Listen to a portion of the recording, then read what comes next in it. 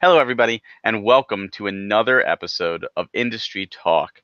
Now, on this show, we talk to wonderful people in the industry, get to know them, and talk about their newest product. My name is Barry. I'm your host, and today we are joined by a very special guest, Ro Panuganti, who has an album out now called At the End of Time, a tribute to Chrono Cross and Chrono Trigger. Ro, thank you for joining me. Thanks so much for having me. Really appreciate it.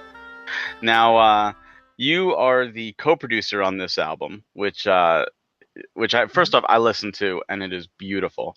And we're gonna get to the album in a second. I do want to just talk a little bit about your background and who you are and what got you in here. Now you play a lot of instruments. How did you get started in that? Like, what's your Sure. musical background there? So I started on piano when I was 5. Like a lot of people, I saw my sister playing, and it got her more attention. So I started picking up stuff. I really loved playing like the Star Wars theme and like Disney songs, and things that were kind of like a little different than what they would teach you in formal classes. So from there, music it didn't kind of click to me that you can do whatever you want with it. And then in high school, on a whim. And I'm a huge gamer since, day one. I see this guy, Family Jewels, and he's posting these Banjo-Kazooie covers and like metal versions, rock versions. And I'm like, wait a second, you can do that? You can play video game music and make it this way? So I started hassling him. How'd you do this? How'd you line this up? And he was so kind to give me all these resources. And slowly, people just like myself were making all sorts of, videos of them playing famous game songs and even new games that were coming out, Halo theme, stuff like that, and then the retros. And all of a sudden, before we knew it, there was like this sparse community, and I really loved it. So I started reaching out to different people, and we started creating different groups or like different projects, and more people came out into this YouTube video scene and teaching each other. And it wasn't all just rock. There was jazz, classical, electronic, fusions of these different things. And it's just become like this crazy giant group of things. I myself have founded the multiplayer charity with my friend David Russell. So that's where we create group albums. I'm a part of Materia Collective, which is one of the largest game labels where we, publish original albums, cover albums of game songs, sheet music. We do it all. And I also kind of played a small part in founding GameLark, which is a remixing group found by Alan Brash, who is a absolute huge fan of video games and music. And while he recently has chosen to focus on his own passion projects, I took over just recently as kind of head lark, as we call it. So right around the end of this album, which I basically co-produced with Alan, this group is, just another group where we're dedicated to making remix albums with the highest quality, most love, and the most creativity we can. And that's what led us to 2018, At the End of Time, by the Game Art Group. And that's awesome. Sorry, that was long-winded, but No, that's fine. I loved it. I think that's important. Now, you did say something I do want to quickly go back on. You said you co-founded the Multiplayer Project, which is a charity. Tell us a little bit about that. Sure. I want to get my year correct here. I believe it 2013, or I should go back further. Another great friend of mine, Insane Marine Music, he loved what the speedrunners are doing, where they do raising money for different charities, but by playing video games. They're using their art and their favorite thing in the world to do that. So he made a video game song every single day, kind of like as a marathon of sorts for collecting charity. And then my friend David Russell, who's a part of the remix group Project Estati and all these things, we were talking, and we always had this idea, what if we got all of these, different remixing cover artists and made like one big album and then sold it and gave all the money to charity? Wouldn't that be such a cool statement? And wouldn't that be a good opportunity to make new friends? And, all these people were kind of like, oh, I know that guy, but, they weren't your buddies who you play with online. They weren't people you chat with. So we wanted to like break down those barriers. So we made this album. Every single song was a letter of the alphabet. So, like A was athletics theme from Yoshi's Island, and B was Brinstar from Metroid, and so on and so forth. And we just loved that idea. So we kind of formalized it and made Multiplayer 2 co-op. I came up with the names. We did Multiplayer 3, which went to Water.org. So we did like a lot of water themes. And then we also had help from another artist under Scott and raised money for another remixer who needed kidney surgery, Operation One Up. That's cute.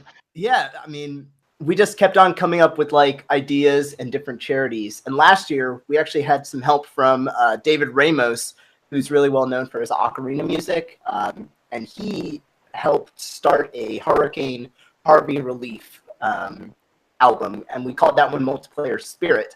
And it's just like a short EP, but we raised quite a few $1,000s for the hurricane relief. We had a few Texans who actually were able to like go out and meet the people who were receiving all the help and kind of like volunteer for a day or so. And it was just like this beautiful impact that happened, all because someone just messaged like, hey, how would I be able to start, one of these charity albums? And then from there, it's like, okay, you got to get this guy. He's really good at, mastering, or, oh, she knows how to arrange. So it was just, strangers becoming friends and working on this crazy thing. And 1 month, I think, it was another one of those short deadline, amazing impact things.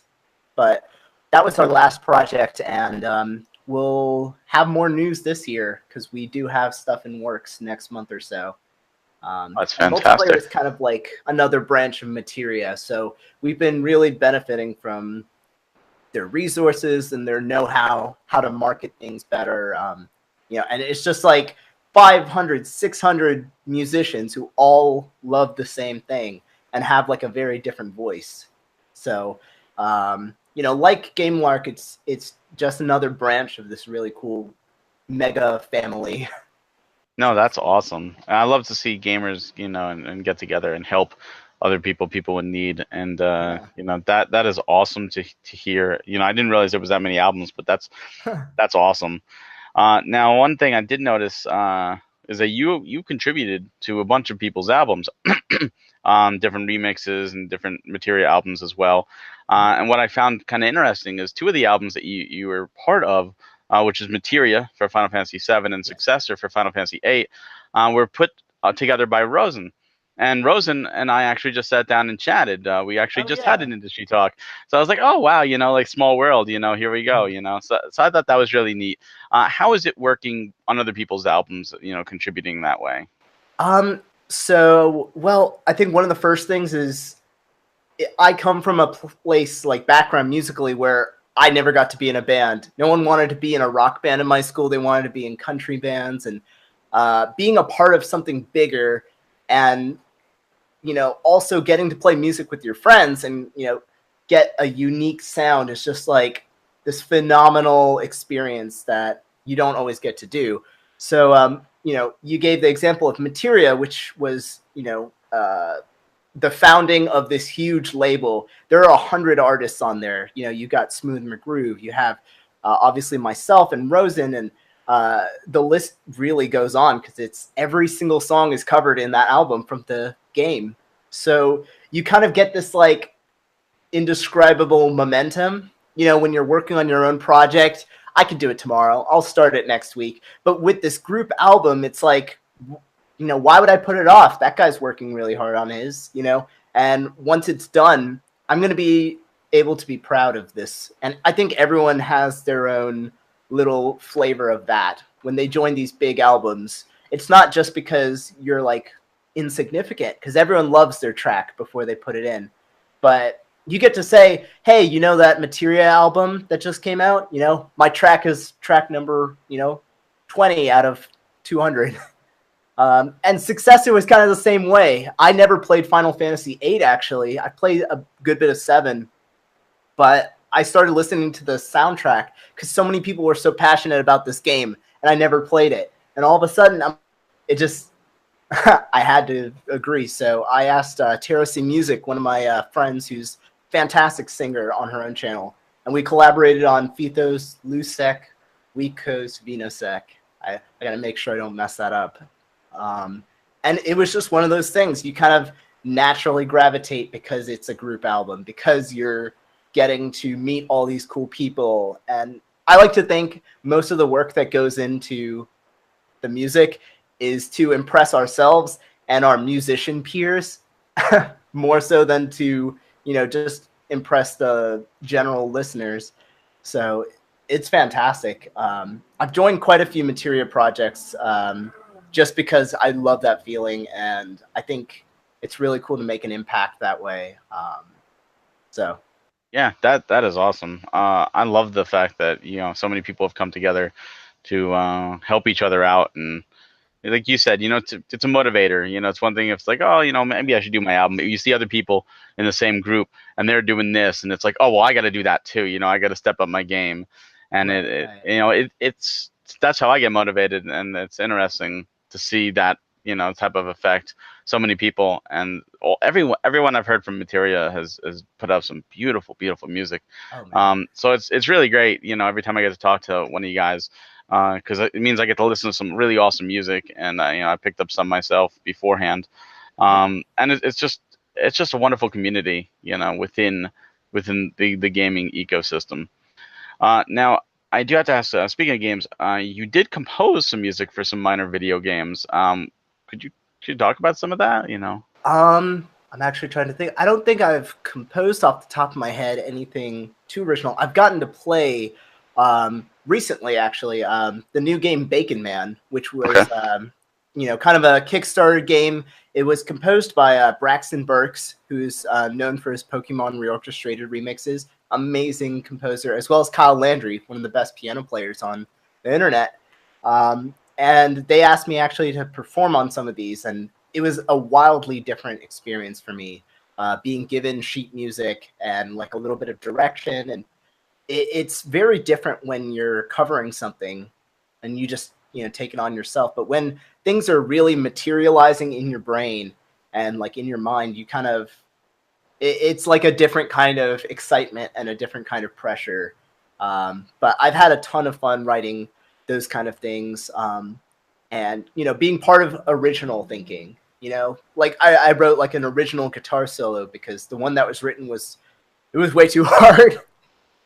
But it's one of the things about like the rearranging and cover communities is that it's not so much about this is what was written in 1980 for Mega Man or 2000 for Half-Life. It's about where can you take it, and that's what I think makes GameLark and Materia and Pixel Mixers, all these remix groups, kind of like thrive. It's not just about the nostalgia anymore.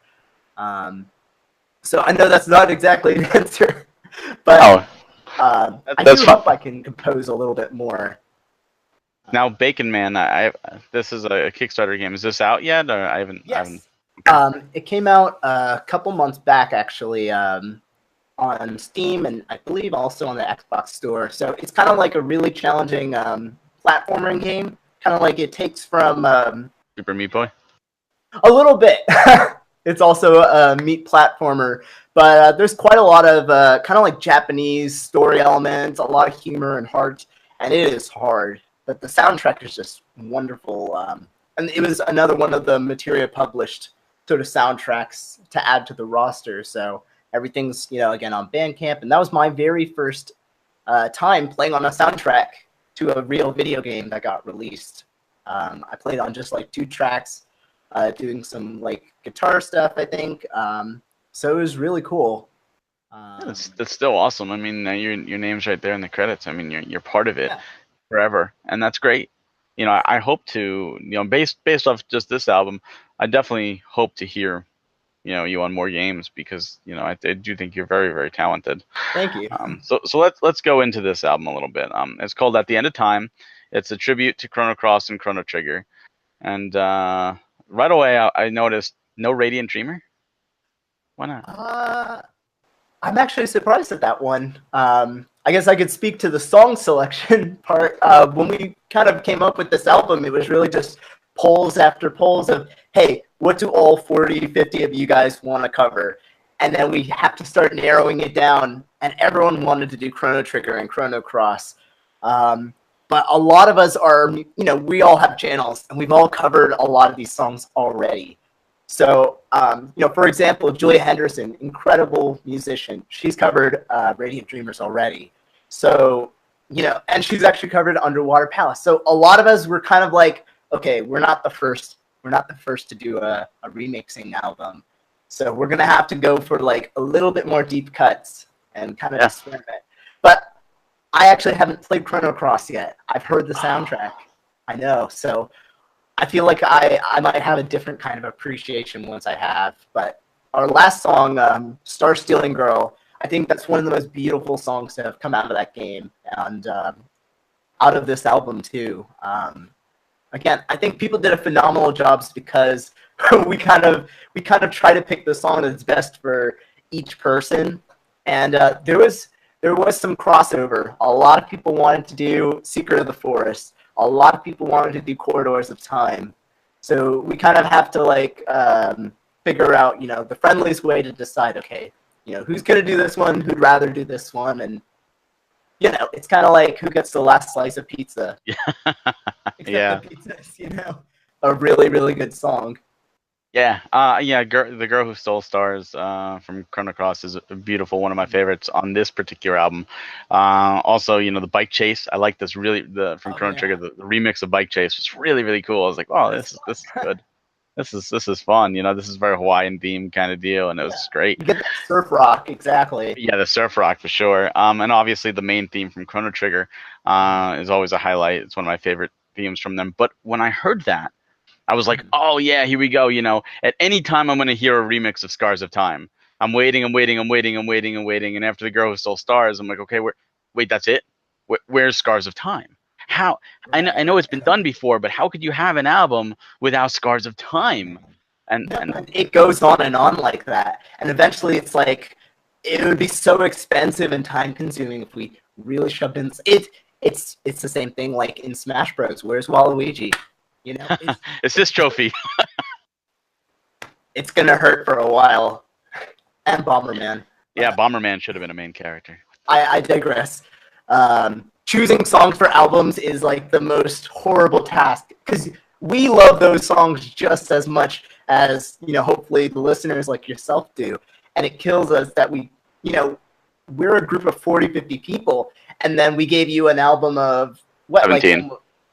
So we only have so many tracks, and I mean, we could just pile them on more and more, but it does, licensing costs time. Yeah. But the next album, we take from that. We need someone to do that big song. That'll be a selling point. I mean, honestly, sometimes it is. And some of us kind of like are, okay, which song are we going to cover? And for example, Toxidentral, he's an animator and a cover artist. So he's made this beautiful Corridors of Time song. It's got a lot of changes. It's like listening to a narrative of that Queen Seal and that huge Chrono Trigger moment. And he's still hard at work at this. But choosing that big song is humongous pressure. So he's been animating like a real cartoon to go with his song. And that's going to come out very soon. And he's done this quite a few times. So sometimes like mentally we know, okay, this is the big one, and having someone like Toxidentral do it means that it'll be the selling point. But of course, it's going to take more time. And, we're all scared. We don't want to ruin someone's favorite song. We want to grow it and, change it even. Well, I can say from listening to this album, I don't think you ruined any song. In fact, I think you've enhanced. Every song that came out. It's just, these games have a beautiful soundtrack. I mean, Uematsu is a wonderful, famous composer who has done some of the best video game music of all time, and these albums are definitely in there.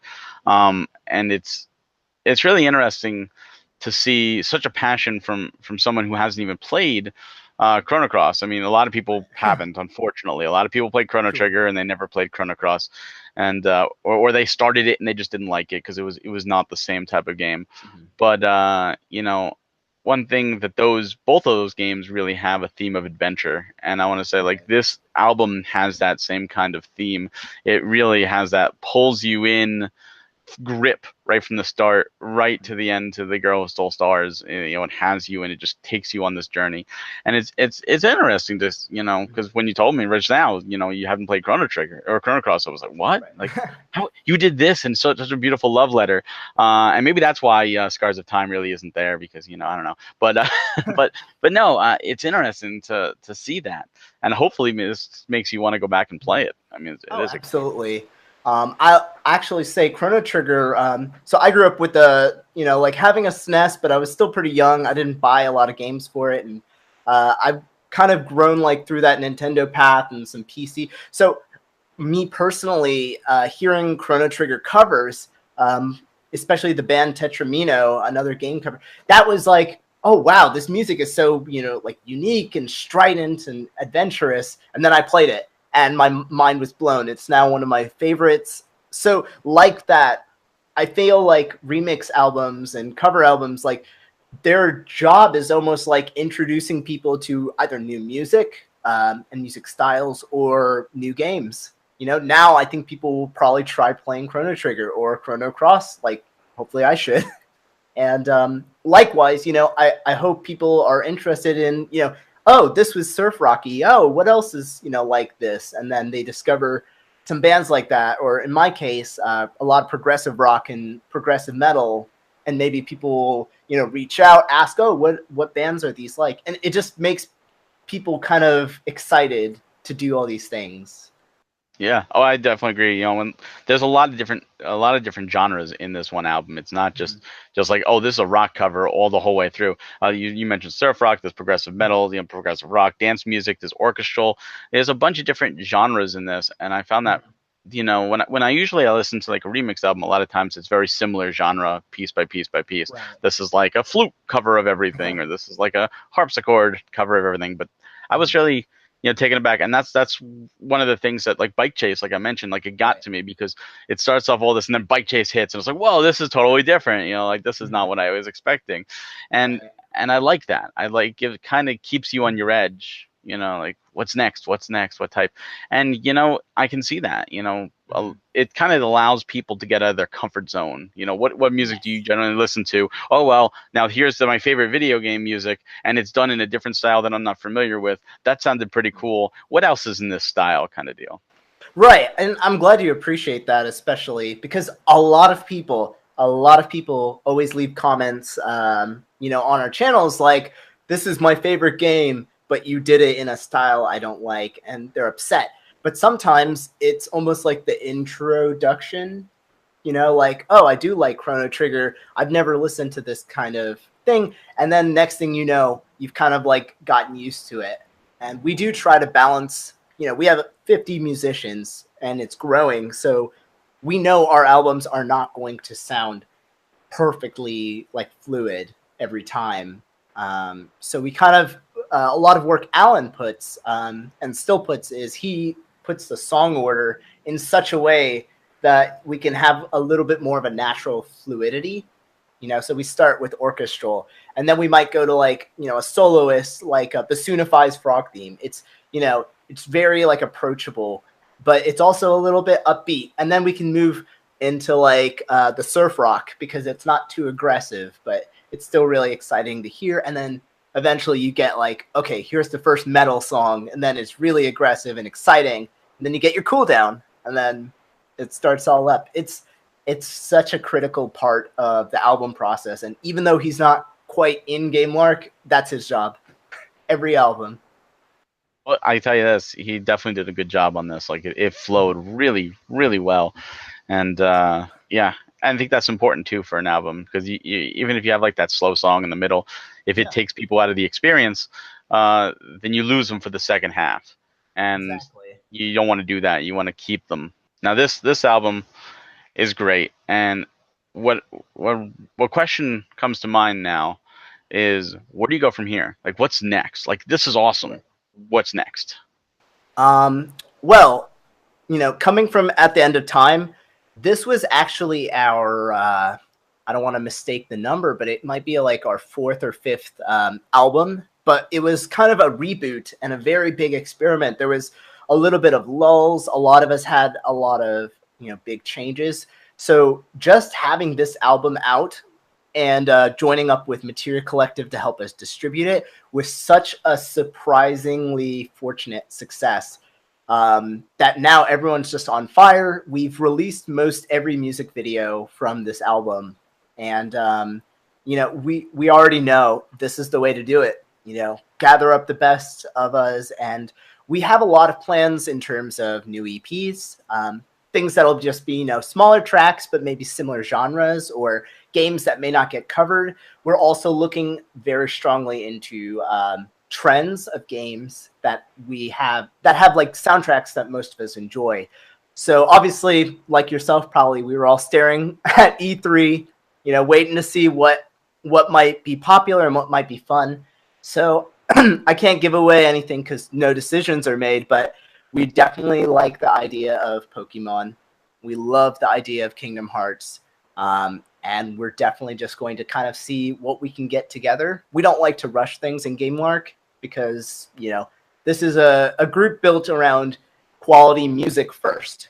And, we don't mind being second place if we make the best album possible. So I think we'll probably have a bigger, more creative, arranged album.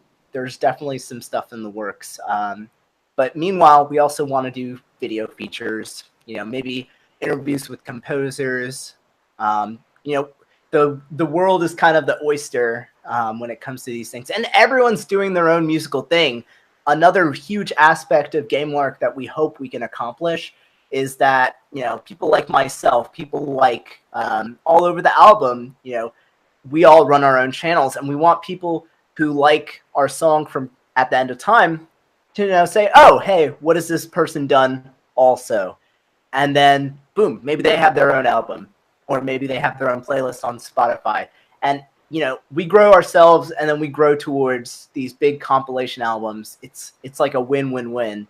So in the meanwhile, there's going to be a lot of summer projects, where GameLark will be involved, including multiplayer for, title pending. Yeah. We haven't found a good pun for that one. Say if you want my suggestion, it might have been done, but I really haven't really found it. But go back to like the Forgotten, like you mentioned Pokemon, you mentioned Kingdom Hearts, beautiful soundtracks. But there's a lot of competition in that area. Sure. Go for even Chrono Trigger. I mean, there's a lot. Go for something that's often forgot about but cherished and brings back memories. And my suggestion would be the Gargoyles Quest series from Capcom, which is Gargoyles Quest 1, 2, and Demon's Crest on the SNES, and had some beautiful music. And I don't even know if you've played those games or not. I heard a song from Demon's Crest actually, because one of our GameLark members, Shakily, discovered it. But yeah, a lot of the indie and like lesser knowns, as long as they're licensable, a lot of times, unfortunately, they aren't. But when they are they're definitely more beloved. And there are core audiences for it. My favorite game series, or one of, is actually Earthbound and Mother. And that's another series that's in our radar because they're fantastic. They're still loved, even though they, haven't gotten any releases. And they're all, licensable, beautiful music. So the world is the oyster. And honestly, like, someone will cover it. If if it exists, someone will cover it. If you build it, they will come, right? Basically. Well, that's great. Now let's talk a little bit about music in general in the gaming industry. Just you mentioned E3, and how do you think, just in that show, how do you think music really had an effect on that? Like was it a significant part, or do you think people overlooked the music of it? That's a great question, because this E3 showed me like 3 different sides of video game music. Like, for one, I think there was a lot of, I don't want to say misuse, but there was like music that may not have fit. For example, like Bethesda opened up with Andrew WK, awesome musician. Yeah. But, he was doing a punk rock show, and this was very much like a business conference. Yeah. I feel like that, if that was us on stage or something, like, it would be kind of a missed opportunity. Whereas, Sony's conference, I think they were very much trying to instill mood and theme when they had the older gentleman playing banjo, and I knew immediately. So I think it worked well. Or the shakuhachi player, the flute player for the Ghosts of Tsushima. Yeah, that's right. So I feel like that's where gaming got its boost up, and then I think my favorite personally, Grant Kirkhope at the Ubisoft conference playing with Critical Hits, I think. That's right. The band. Yeah, it was a that was phenomenal, fitting medley. Someone that we recognize because of how vocal he is, how supportive he is of the remix community, and how great they all did. And I feel like that's where video game music will be heading in terms of recognition, just from like E3 itself. So I thoroughly enjoyed that as well. That was fun. Yeah. See, I agree with you. I thought Bethesda's was a little out of place, and while Sony's was trying to set the mood, I don't think that was like, I think that was maybe better for the people live, but for the people watching, it was kind of like, you know, Right. what is this? Do we really need to listen to 4 minutes of a flute player? Like, let's just show us.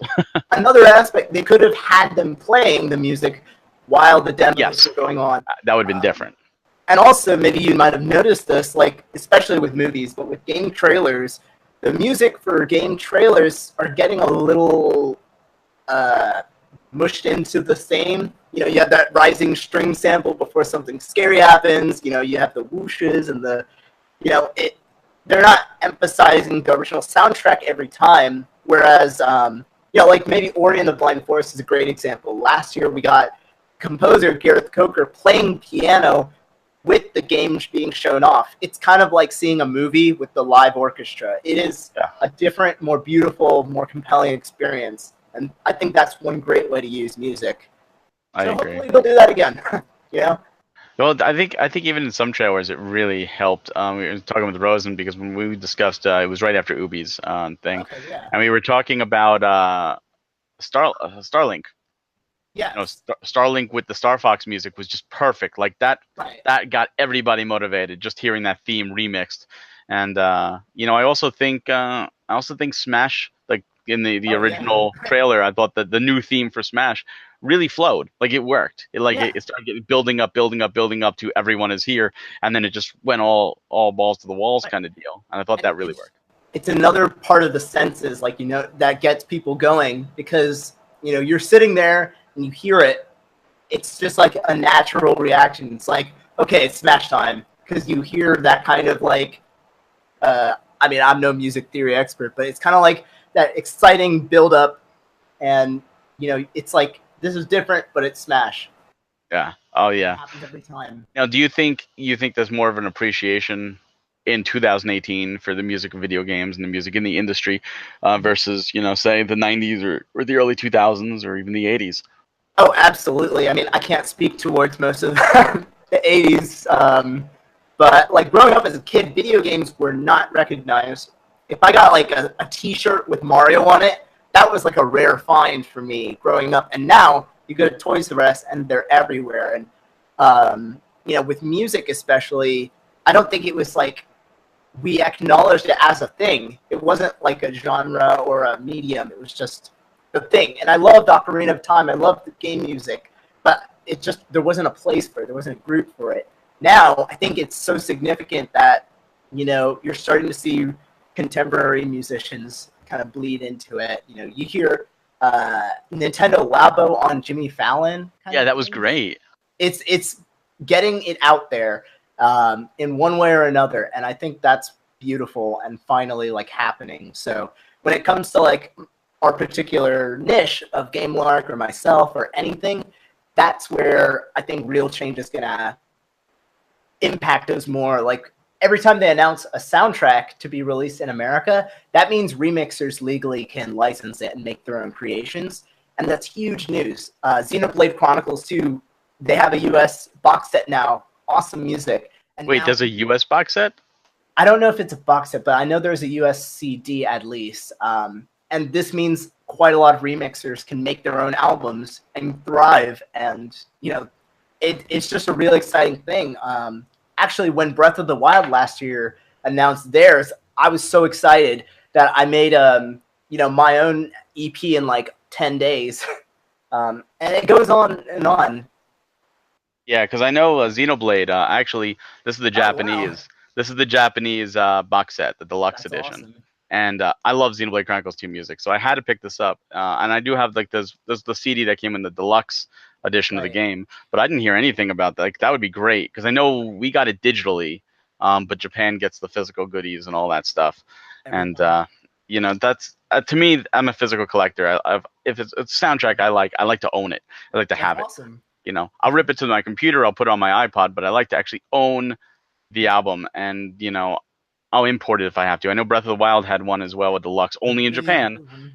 And that's the thing. It limits us from a legal point of view what we can cover. Materia is instrumental, I think, in bringing this like, let's do it right. Because if you're if you're selling your music and cover music, not everyone knows this, but you owe the original composers a little bit of money, and you can only cover these things if they've been formally released in these CDs in America. So we're very much limited when it comes to Nintendo and Japanese artists. But what few CDs we have, we go for it. For example, Fate, another album by Materia Collective, covered every single Majora's Mask song on there, and they're just like wildly unique. Each song, first song that comes up, it's actually like traditional Chinese orchestral kind of music done Interesting. by David Russell. It's so good, and it's all made possible thanks to this recognition.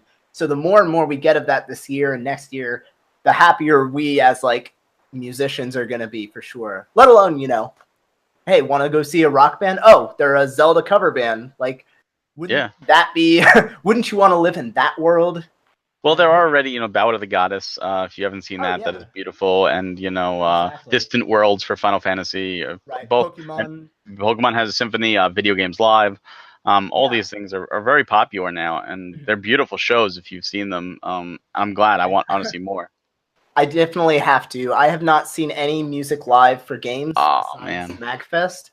And I mean, I myself have tried, to look for more conventions nearby and see how much game music representation there is. There isn't that much.